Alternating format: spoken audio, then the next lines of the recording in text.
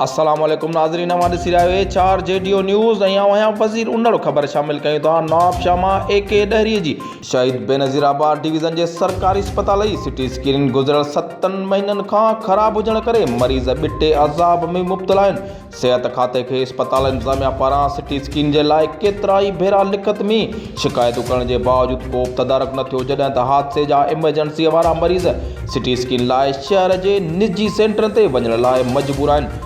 PMC अस्पताल जे CT scan जे free fees आहे, जॾहिं त प्राइवेट सेंटरनि ते 2500 रुपया सिटी स्कैन जा वरिता वञनि था। जॾहिं सिटी स्कैन जे इंचार्ज पारां राब्तो करण ते ॿुधायो त सिटी स्कैन मशीन मां 50,000 जूं स्कैन थींदियूं आहिनि, जंहिंखां पोइ नई मशीन लॻाइणी पवंदी आहे। पर हिन मशीन 1 लख ताईं स्कैन कयूं आहिनि। 7 महीना गुज़री विया आहिनि। मेन ट्यूब नाकारा थियण करे मशीन ते जेतिरो ख़र्च करियो वेंदो एतिरे में नई मशीन अची वेंदी।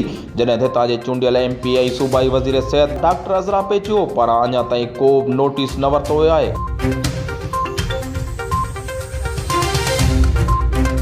4 जेडीओ न्यूज़ में फ़िलहाल एतिरो ई। वधीक ख़बरुनि ऐं अपडेट्स लाइ ॾिसंदा रहो 4 जेडीओ न्यूज़।